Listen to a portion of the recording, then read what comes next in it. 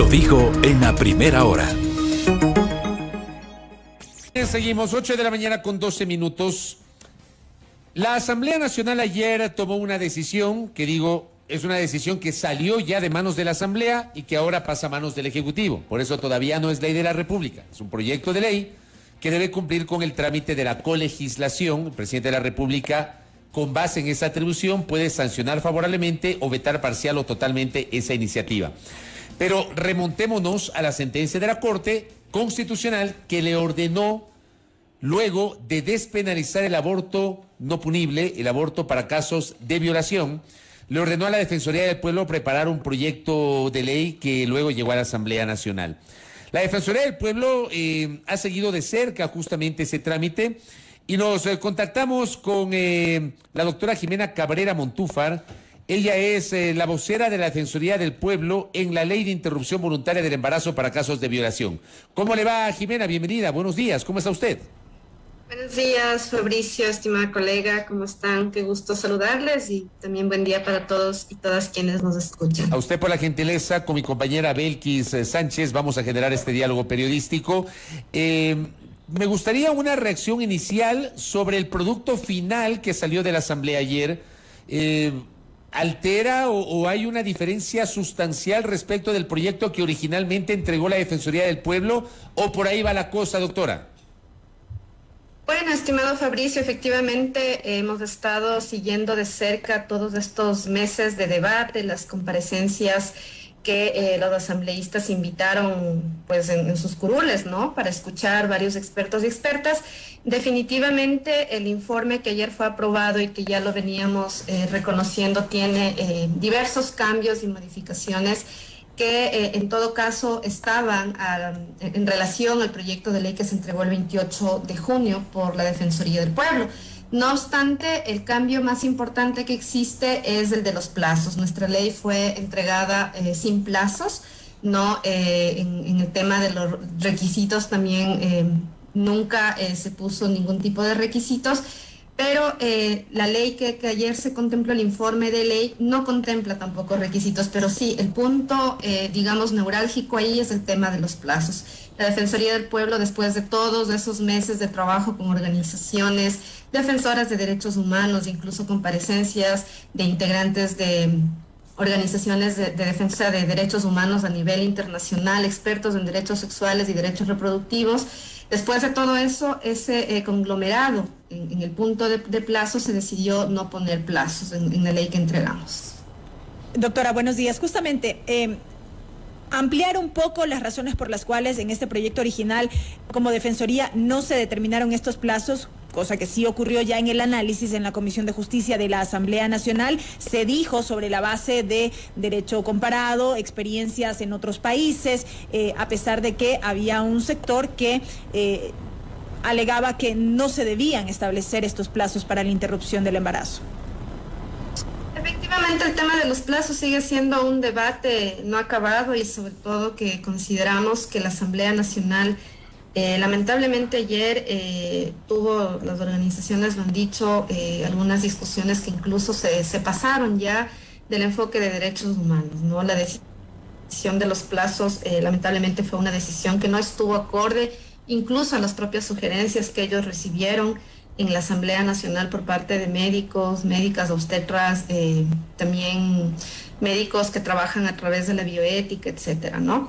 Y las recomendaciones que, por ejemplo, la Defensoría del Pueblo nos hicieron es que países hermanos como Colombia, por ejemplo, Argentina, Chile, etcétera, la causal violación ya cumple un requisito. Es decir, las niñas, las mujeres y las adolescentes y personas con posibilidad de gestar tienen que estar dentro de la causal violación para poder acceder a este derecho. Lo que sí eso significa es ya un requisito, ¿no? Entonces, los plazos no tienen corroborancia ni correlación a eso. Es decir, para acceder a un derecho cuando ya hay una víctima y una sobreviviente, no se debería contemplar plazos porque allí queda justamente, nos han dicho las asesorías internacionales, ¿qué es lo que pasa? Quedan por fuera casi la gran mayoría de niñas y mujeres que se encuentran en situación grave, ¿no? Que son las situaciones más graves de explotación sexual, de violación, de incesto. Las niñas, cuando llegan a interrumpir su embarazo por violación, sabemos durante los meses desde que se determinó la disposición de la Corte Constitucional, ¿no?, que todas las niñas que llegaron a los centros de salud, a los hospitales de nuestro país, a acceder a este derecho, pasaban de las 18 semanas, todas, ¿no? Entonces, la pregunta es qué va a pasar con todas esas niñas y esas adolescentes si, bueno, la ley continúa vigente, ¿no?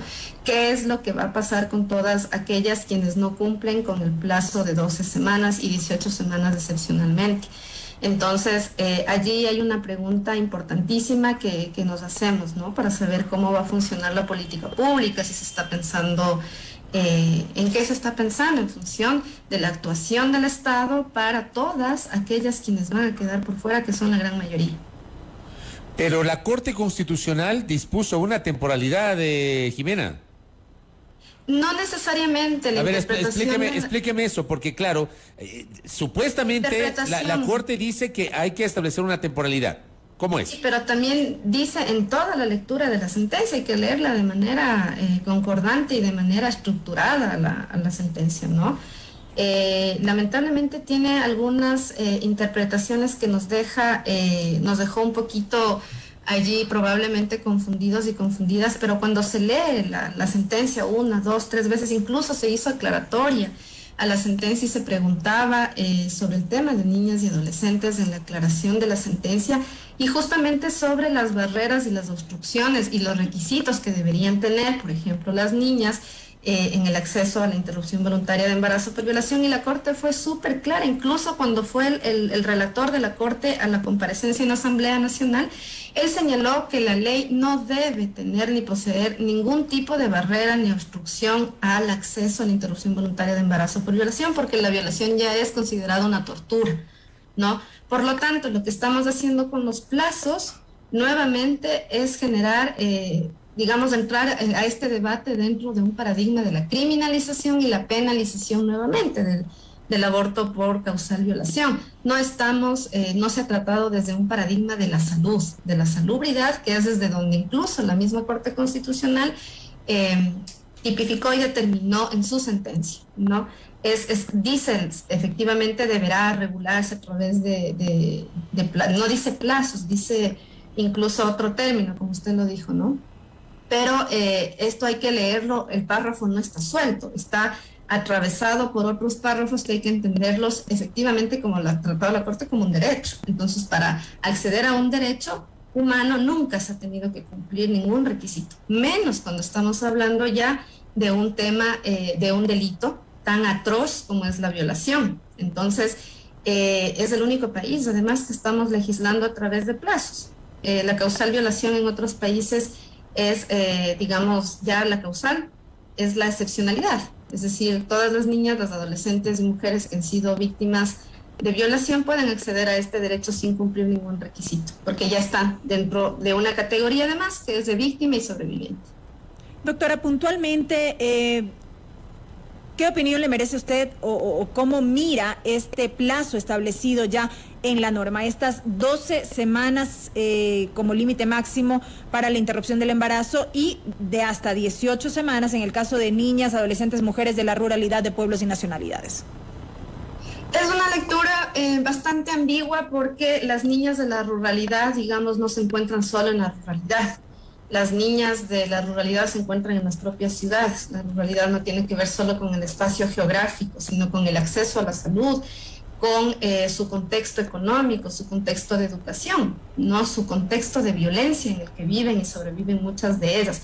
Y estamos un poco incluso tipificando y hasta discriminando en función de que las niñas en la ruralidad son las que sufren más violencia sexual, ¿no es cierto? Cuando no es verdad eso. En las ciudades tenemos casos inminentemente preocupantes y dolorosos de niñas violadas incestuosamente, quienes acuden a los centros de salud y a los hospitales, ¿no?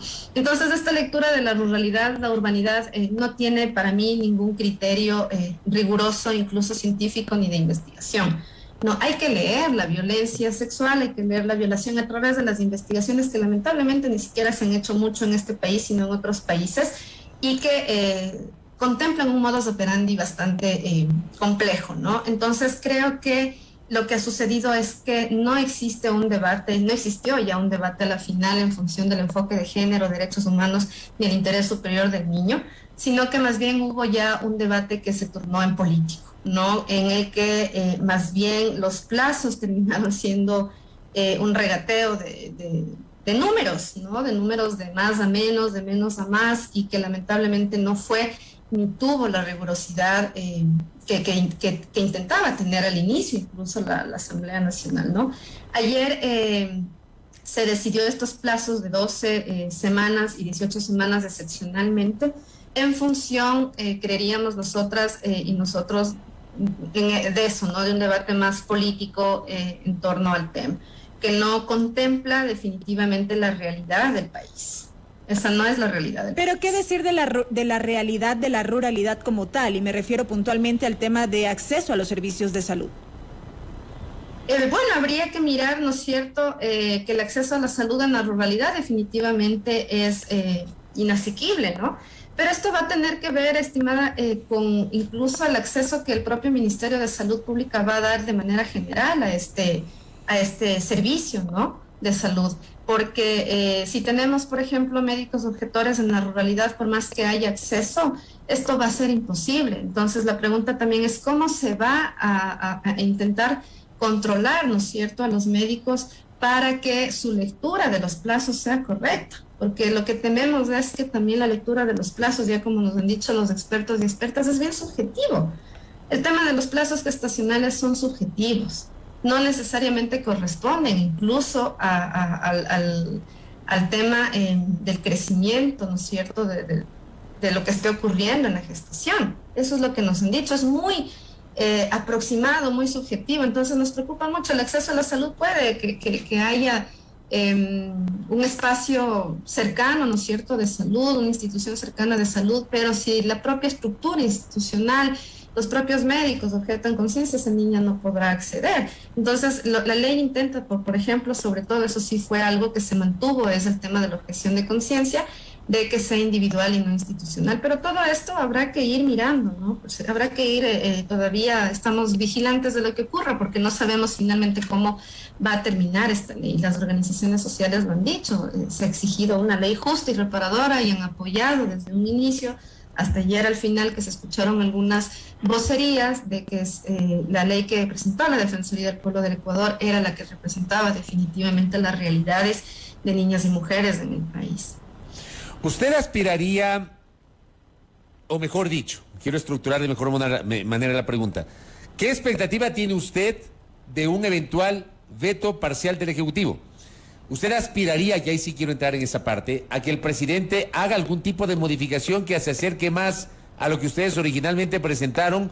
O digo, este anuncio inicial del presidente Lasso en el sentido de advertir que vetará en el evento de que la reforma o el proyecto aprobado por la Asamblea no haya sido coherente con la sentencia de la Corte Constitucional. ¿Qué expectativa tienen ustedes en esa materia, Jimena? Bueno, probablemente esto puede ocurrir como también no puede ocurrir, ¿no? Esta es una lectura ya que el presidente tendrá que hacerla, esperemos, a la luz de la lectura del proyecto de ley, porque eso es lo que también hemos exigido y hemos intentado solicitar a los y las asambleístas que lean el proyecto de ley, que se encuentren concentrados en leer, ¿no es cierto?, el articulado, que se Se me fue. Algo pasó con el internet de nuestra invitada. Estábamos justamente conversando con nuestra invitada, con Jimena Cabrera, quien es parte de la Defensoría del Pueblo. Ella es la vocera de este organismo en el proyecto de ley de interrupción voluntaria del embarazo para casos de violación. Se perdió, se desapareció, algo pasó. Pero bueno, ¿qué lectura te dejó la entrevista, Belkis? Tú que seguiste de cerca ayer en el segundo debate, la votación. Ya la tengo. Ah, ya, ok. De la votación como tal. De la votación. Bueno, claro. que en efecto confirmamos, ¿no? Que era bastante incierto cómo se iban a pronunciar, en este caso los asambleístas, porque eventualmente no había los votos de manera inicial, y se tuvo que hacer estas modificaciones que, como dijo la asambleísta Moreira, no contentó, no era lo que se esperaba, pero lo cierto es que debían cumplir con la sentencia y expedir una ley. Correcto. Vuelvo de nuevo con usted, Jimena. Perdí la conexión, pero ya la tengo de nuevo para esta última reflexión justamente de la inquietud que le había planteado. Por favor. Sí, efectivamente, bueno, estamos a la expectativa de saber qué es lo que va a ocurrir, ¿no? Lo que pediríamos siempre es lo que solicitamos desde un inicio, es que se lea, ¿no es cierto?, el proyecto de ley de manera estructural, pero sobre todo a la luz de lo que ustedes han dicho ya, la determinación de la resolución de la Corte Constitucional. Eso también hay que tener claro, ¿no? Una cuestión es el tema del veto, que podría existir parcial o total del señor presidente, que probablemente pueda darse dependiendo, creo yo, que el tema de los plazos va a ser fundamental en su lectura. Consideramos que él tuvo una posición al respecto en primera instancia sobre la ley que presentó la Defensoría del Pueblo, ¿no? Y sobre eso él sugirió el tema del veto. Entonces, ahora con estos plazos que son, digamos, probablemente más amigables a sus posiciones, probablemente haya un veto parcial. De eso no sabemos, probablemente puedan incluso reducir, ¿no?, los plazos, que sería realmente lamentable y sería también muy doloroso para la realidad de las niñas y las adolescentes que han sufrido o que están sufriendo en este momento violación en nuestro país. Y por otro lado, habría que mirar después de esto también qué va a ocurrir con el tema de la Corte Constitucional, ¿no?, con la sentencia. Ahí hay que hacer una lectura nuevamente constitucional y mirar si es que la ley que de pronto no se vete por parte del presidente o la que quede parcialmente cumple o no con los parámetros establecidos con la Corte Constitucional. Correcto. Jimena, gracias por el tiempo y por la gentileza de habernos atendido. Veamos qué pasa con el pronunciamiento del presidente. Muy amable, buen día. Gracias, Fabricio y colegas. Muy buenos días. Que Gracias. tengan buena tarde. Muy gentil a la doctora Jimena Cabrera Montúfar, vocera de la Defensoría del Pueblo del Ecuador, en la ley, o proyecto de ley, porque todavía no es ley, para la interrupción voluntaria del embarazo en casos de violación. La pelota está en la cancha del presidente Guillermo Lasso. 8:29 en la primera hora. Primera plana. Todas las noticias, todas las voces.